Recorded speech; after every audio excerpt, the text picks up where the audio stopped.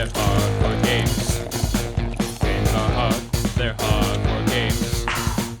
Hey everybody, welcome back to Hard for Games. I'm your host Tony, and today I want to talk about my stupidly overcomplicated 3DO setup. So for many gamers that want to play on original hardware and or showcase video footage, the 3DO can be a real sore spot.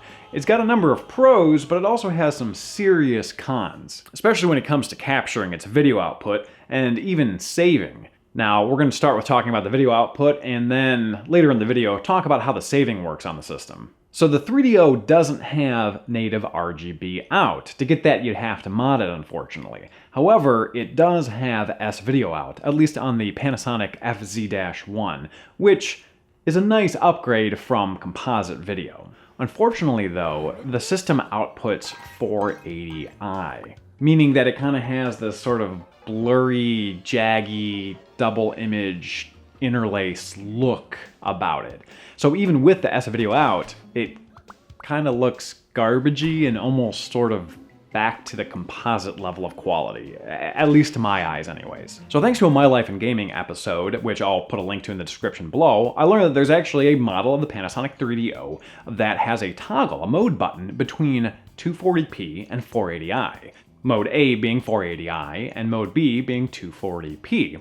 Now keep in mind that internally, all the video is being rendered at 240p, but it just outputs at 480i. So it starts nice and clean, but then kind of gets crapped out as 480i. 240p being what most classic consoles output as well. So your SNES, your Genesis, your Saturn, all output 240p. In fact, I can't really think of a single console from that era, especially the early 90s, that didn't output 240p. I'm sure if I claimed that all consoles output 240p, someone would find an exception and yell at me in the comments, just like you guys have been yelling at me, a grown man, for having a single drink over the course of a multiple-hour filming session. In fact, some of the comments lately have been like, wow, he downed that thing in 10 minutes. You realize like the runtime of the video is 10 minutes because I edit it down, but I shoot over the course of hours, like it's a process. Comments have been very strange lately. So I waited for one to pop up on eBay, and one finally did, so I pounced on it at a pretty good price, but little did I know that trying to get this thing to work and optimizing it would lead to its own rabbit's hole of issues. First off, neither of my TVs will accept S-Video at 240p. In fact, I only have one TV that has an S-Video input nowadays, and it doesn't understand 240p. It understands 480i with it, unfortunately. But that's fine. You know, most of the time when I'm playing my 3DO, I'm capturing gameplay footage, I'm running it through an Elgato anyways. I have two different Elgatos. One is the newer one that's 60 frames per second, only accepts HDMI in, and then I have another old school one that has composite component S-Video. But according to Elgato's website, the S-Video doesn't understand 240p either. It just accepts it as 480i.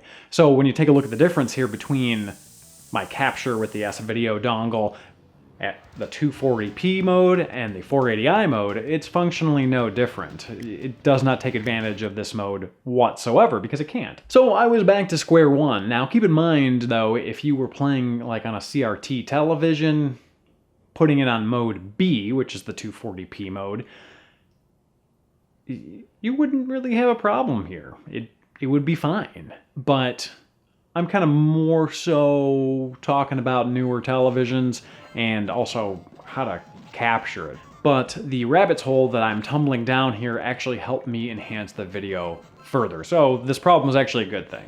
So the obvious solution, and the one that was presented in the My Life in Gaming episode, is just to run that S-Video through like a video scaler or like a line doubler, a Framemeister.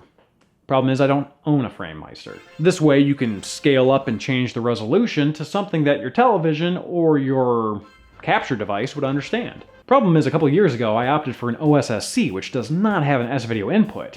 Another option would be the RetroTink 2X, which is a relatively new device. It's a line doubler and scaler that has a composite and S-Video inputs.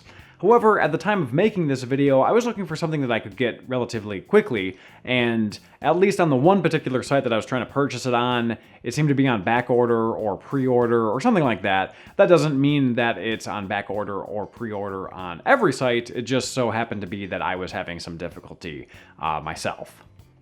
So I did my research, but unfortunately, a lot of these like line doublers and converters, they're pretty coy as to what resolutions they accept. Very few actually had what I needed. And I, of course, use the term needed loosely because no one really needs any of this. Ultimately, really, none of this matters. The only thing I really need is alcohol, according to the comment section. So enter the Silicon Image iScan Pro. It's a composite/S-video line doubler. It knocks the video out to YPBPR or RGB, and you can toggle between the two. The actual cord coming out of it is sort of this VGA style, and it outputs to these BNC connectors, and you can either pop on adapters to go BNC to RCA, or just forget what it comes with and toggle in one of your old school computer monitor cables. After I actually bought it, I read the following chart compiled by HD Retrovision. It covers a range of 240p compatible video processors. Turns out the iScan Pro is one of the very few that both pass the 240p compatibility test and take S-video input. It did receive a tentative pass for their 240p processing test, claiming edges are a bit jagged, which I personally have not noticed at all, but I'll leave it up to your eyes. Now, another nice feature is the manual dials. Now, obviously my OSSC is mostly via like remote, but here I can actually control and toggle the RGB, the contrast, saturation, brightness, hue, everything in real time. So let's do some comparisons here. Here's the 480i footage straight from S-Video. Mode A.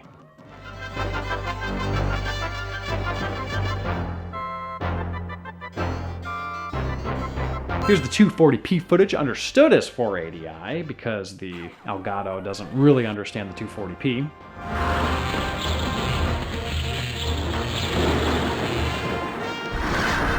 Here's the 240p footage line doubled via the iScan and then sent out via component, which looks good, but I won't be playing this way because my TV had some issues understanding it. Now, granted, every TV is different and yours may not have this same issue.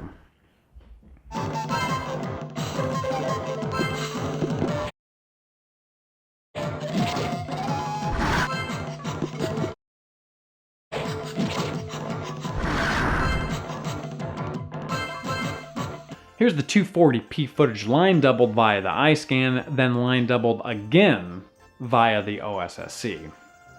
Now keep in mind that this is S-Video, this isn't RGB, so keep your expectations at sort of a reasonable S-Video level, right? When you zoom in, you can clearly see with the 240p and with the iScan and the OSSC and all that good stuff, or even just with the 240p, it does look better. The edges of each pixel look a little more defined. Color seems to look better. It's just overall a nicer image. It's still blurry because it's, you know, starting off as a 240p image and via S-Video. It is what it is, but it is a nice difference, especially if you're trying to capture video, impress your audience, all that good stuff. It's a good way to go. Plus, the iScan unit costs less than $100, so there's that to consider too.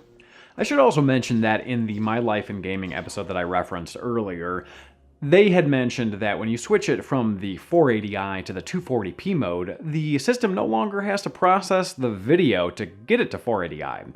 This may result in an increased frame rate in some games, sometimes animation might be faster, it all just sort of depends on what the system utilizes that extra power for.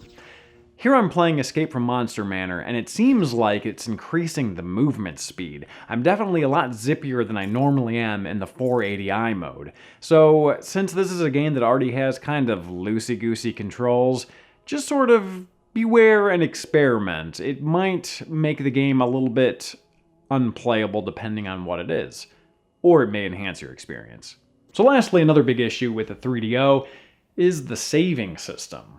Now, saves are locked to individual systems, which kind of made sense for the time, right? So cartridges had a battery back save. CDs obviously don't have the opportunity to have a battery on them. It doesn't make any sense. So you can't have a battery back save. So of course you'd put that save feature on the system itself. Let the system have a battery back save. So everything's locked to the system. But it's kind of an issue because, well, the battery dies eventually, and, you know, let's say you did what I did and you went from one Panasonic 3DO to another one, and you want to bring the saves from one to the other so you can continue a review. I mean, do keep in mind, though, that this wasn't uncommon for the time. Sega CD did this, the Saturn did this. Hell, even the Nintendo Switch does this now. Totally locked to one system. Say you're an online reviewer and you've beaten or unlocked everything in a particular 3DO game, but on a console that's not 240p. Well, you do have a stupidly expensive option to transfer those save files.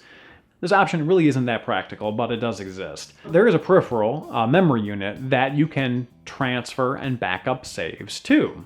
It has its own battery-backed memory, which sucks that, again, that it's battery-backed, but at least you can store your saves in another place so you have them in multiple places. Knowing that eventually the batteries will die, but chances are one will die before the other. You can replace one, transfer the saves back, etc. You kind of perpetuate it like this. So again, this thing is kind of rare, kind of pricey, and it's stupid that you have to do this to begin with, but it's nice to have if you have it, so here it is. The nice thing, though, is that it even comes with file management software. Nowadays, you can just burn this, as I'd imagine that the actual CD is pretty rare, and keep in mind the 3DO has no copyright protection, so this is technically an option. So now, with this device, I can take my half-beaten games like Lucien's Quest, which is kind of a rare-ish RPG that I'm planning to do a review on, transfer the files over to the better system, and start recording better footage. That way you guys get a review that's half crappy footage and half decent footage. So there's that to look forward to. It'll vary wildly between shots. And at the end of the day, once you have all of this set up, it's just a terrible, terrible mess of cords that it's awful to clean up. So let me know about your crazy setups in the description below, or your 3DO memories if you have any, either if you owned one back in the day or if you happen to own one now. Aside from that, thank you for subscribing, thank you for ringing that bell so you're notified when our videos come out, and we'll see you guys next time. Cheers. Oh my god, I drank this whole thing in 10 minutes.